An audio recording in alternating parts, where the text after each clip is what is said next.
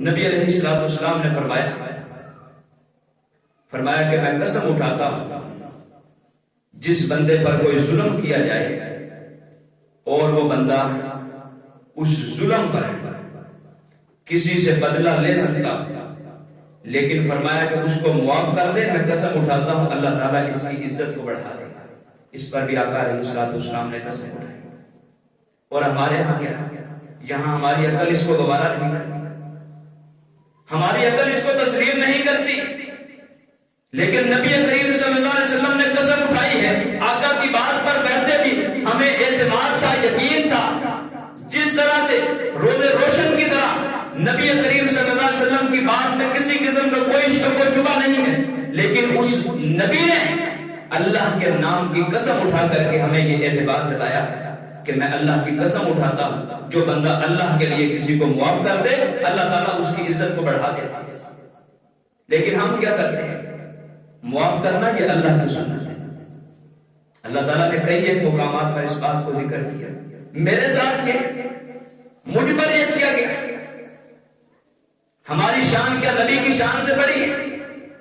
آقا علیہ السلام کا طائف کا واقعہ مشہور ہے، اور آقا علیہ السلام کے ماننے والے، ان کا ذکر کرنے والے، ان سے محبت کرنے والے، ان سے عشق کرنے والے ہم یہ دعوے کرتے، لیکن نبی کریم صلی اللہ علیہ وسلم پر جب یہ ظلم و ستم کیا گیا، اور کس وجہ سے؟ صرف دین کی دعوت پر۔ آقا علیہ السلام کے پاس فرشتہ آیا اور کہا کہ اگر مجھے حکم دیں تو میں ان کو دو پہاڑوں کے درمیان پیس کر کے راکھ بنا، اللہ کی طرف سے حکم ہے۔ لیکن نبی نے کیا کہا؟ ابھی خون کے آثار جسم پر موجود ہیں۔ آقا علیہ السلام نے فرمایا کہ میں ان کو معاف کرتا ہوں اللہ کی رضا کے لیے، مجھے امید ہے کہ اللہ تعالیٰ ان کی نسلوں سے ایسے لوگوں کو پیدا کرے گا جو اللہ کی عبادت کرنے والے ہوں گے، دین پر عمل کرنے والے۔ فرمایا اللہ کی رضا کے لیے میں ان کو معاف کرتا ہوں۔ اور کبھی صحابہ کرام کا ذکر سننے والے ہیں، لیکن ان کی تعلیمات کیا ہے؟ انہوں نے لوگوں کو معاف کیا ہے۔ اور آقا علیہ السلام فرماتے ہیں، فرمایا لیس الشدید بالسرعہ انما الشدید الذی یملک نفسہ عند الغضب۔ فرمایا پہلوان وہ نہیں ہے جو میدان میں کسی کو پچھاڑ دے، پہلوان وہ ہے جو اپنے غصے کو کنٹرول کرے۔ جب بندے کو غصہ آئے، غصے کو کنٹرول کر لے، فرمایا وہ پہلوان ہے۔ جب ہم پر کوئی ظلم کرتا ہے، ہمیں کوئی تکلیف دیتا ہے تو ہمیں غصہ آتا ہے، پھر اس غصے کو ہم نافذ کرنے کے لیے حرکت میں آتے ہیں، پھر عملی اقدامات اٹھائے جاتے ہیں۔ یاد رکھو، معاف کرنا یہ اللہ کی سنت ہے، یہ جناب محمد رسول اللہ صلی اللہ علیہ وسلم کی سنت ہے، یہ صحابہ کرام کا عمل ہے۔ حضرت علی رضی اللہ تعالیٰ عنہ کے بارے میں آتا ہے کہ کسی شخص کے ساتھ کشتی ہوئی کہ کون جیتتا ہے، حضرت علی نے اس کو پچھاڑ دیا، حضرت علی وہ میدان جیت گئے۔ لوگوں نے دیکھا اس شخص نے نیچے تھا، حضرت علی کے چہرے پر تھوک دیا، حضرت علی اوپر سے ہٹ گیا۔ لوگوں نے بعد میں پوچھا، اے علی کیا معاملہ ہے، تو نے اس کو میدان میں پچھاڑا تھا، لوگوں نے دیکھا ہے جب تیرے چہرے پر اس نے تھوکا ہے تو اوپر سے اٹھ گیا، تو نے اس کو چھوڑ دیا۔ حضرت علی کہتے ہیں جب تک ہم لڑ رہے تھے، ہم کشتی کر رہے تھے، اس وقت میدان میں تھے، اس وقت ہم برابر تھے، جب میں نے اس کو پچھاڑ دیا وہ مجھ سے ہار گیا تھا، میں جیت چکا تھا، لیکن جب اس کو پچھاڑا اس نے اپنی بےعزتی سمجھی اور غصے کی وجہ سے میرے چہرے پر تھوکا تھا۔ میں نے آقا علیہ السلام کی مبارک زبان سے یہ سنا ہے کہ پہلوان وہ ہے جو غصے کے وقت اپنے آپ کو قابو میں رکھے۔ مجھے غصہ آیا تھا لیکن میں نے غصے کو قابو کیا کہ اگر میں نے اس حقیقی میدان کو مارا ہے اور اس میدان میں اگر میں ہار گیا جس کو نبی کریم صلی اللہ علیہ وسلم نے فتح کہا تو میرا کیا فائدہ ہے؟ حضرت علی کہتے ہیں میں اس وجہ سے اس کے اوپر سے ہٹ گیا۔ اور ہمارے ہاں کیا ہے، ہماری عزت نہیں رہتی، ہماری انا کا مسئلہ ہے، ہمارے خاندان والے کیا کہیں، لوگ کیا کہیں، میرے ساتھ یہ ہوا ہے، میرے ساتھ یہ ظلم ہے۔ اللہ کی رضا کے لیے کسی کو معاف کرنا سیکھو اور پھر اس کے ثمرات دیکھو۔ آقا علیہ السلام نے فرمایا کہ اللہ کے ہاتھ میں اللہ تعالیٰ اس بندے کی عزت کو مزید بڑھا دیتے ہیں جو اللہ کی رضا کے لیے کسی کو معاف کرتے ہیں۔ قل اللہم مالک الملک تؤتی الملک من تشاء وتنزع الملک ممن تشاء وتعز من تشاء وتذل من تشاء۔ عزتوں کا مالک بھی وہ ہے، ذلتوں کا مالک بھی وہ ہے۔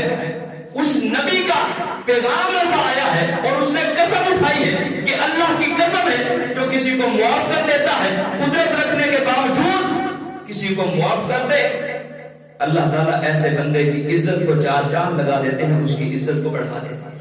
ہمیں اس میں کسی قسم کا کوئی شک و شبہ نہیں کرنا چاہیے۔ حضرت حکیم بن حزام، کچھ معاملات ایسے ہوتے ہیں آج بھی پاکستان کے اندر سرحدی ریاست کی سرحد کی حفاظت کرنے والے جن کے پاس بیرون ممالک کے لوگ آئیں اور ان کو اگر اپنے ملک کی خبریں لیک کر دیں، بتا دیں، تو اس کی سزا آج بھی قتل ہے۔ نبی کریم صلی اللہ علیہ وسلم کے صحابی ہیں حضرت حکیم بن حزام رضی اللہ تعالیٰ عنہ، بدری صحابی۔ انہوں نے خط لکھا مکہ والوں کہ آقا علیہ السلام جنگ کا ارادہ ہے اور تمہارے خلاف آقا علیہ السلام یہ اقدامات اٹھا رہے۔ اللہ تعالیٰ نے وحی کے ذریعے اس بات کو بیان کر دیا۔ حضرت علی رضی اللہ تعالیٰ عنہ کے ساتھ نبی کریم صلی اللہ علیہ وسلم نے چند لوگوں کو قافلہ بھیجا، فرمایا فلان جگہ پر عورت ہے اور اس عورت کے ہاں ایک خط ہے، وہ خط لے کر کے حضرت علی وہ خط لے کر کے آئے۔ خط جب صحابہ کرام کے سامنے کھولا گیا، صحابہ کرام موجود ہیں، سارے کے سارے صحابہ موجود ہیں، نبی کریم صلی اللہ علیہ وسلم نے خط کھولنے کا حکم دیا، خط کھولا گیا، خط کو پڑھا اور نیچے نام لکھا تھا حضرت حکیم بن حزام کا، جو بدری صحابی ہیں۔ خبر انہوں نے دی، عورت کے ہاتھ خط انہوں نے دیا ہے جو لے کر کے مکہ کی طرف جا رہی ہے۔ حضرت عمر بن خطاب رضی اللہ تعالیٰ عنہ کھڑے ہو گئے، اپنی تلوار اٹھائی، کہنے لگے اللہ کے رسول مجھے اجازت دے میں اس منافق کی گردن تن سے جدا کر دوں۔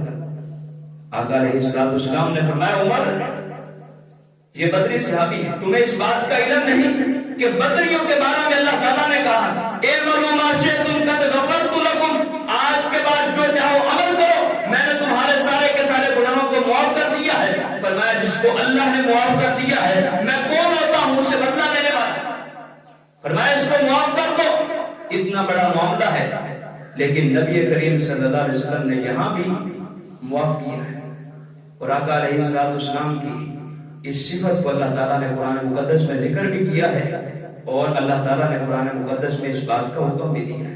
فرمایا فَبِمَا رَحْمَةٍ مِّنَ اللَّهِ لِنتَ لَهُمْ وَلَوْ كُنتَ فَظًّا غَلِيظَ الْقَلْبِ لَانفَضُّوا مِنْ حَوْلِكَ فَاعْفُ عَنْهُمْ وَاسْتَغْفِرْ لَهُمْ وَشَاوِرْهُمْ فِي الْأَمْرِ۔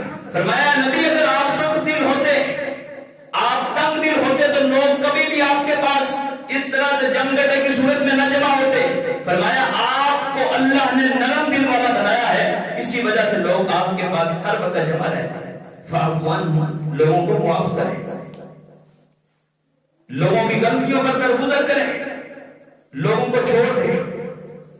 جب کسی پر غصہ آئے تو یہ ہمیں شریعت سے یہ سبق اور یہ درس ملتا ہے کہ جب کسی بندے پر غصہ آئے تو غصہ نافذ کرنے سے پہلے اس بندے کی کسی نہ کسی نیکی کو اپنے ذہن میں ذہن نشین کر لو تو وہ فوراً تمہارا غصہ جو ہے وہ ختم ہو جائے۔ اللہ تعالیٰ فرماتے ہیں وہ لوگ الذین ينفقون فی السراء والضراء والکاظمین الغیظ والعافین عن الناس، فرمایا اپنے غصے کو پینے والے، لوگوں کو معاف کرنے والے۔ واللہ یحب المحسنین، اللہ تعالیٰ احسان کرنے والوں کے ساتھ محبت کرتا ہے۔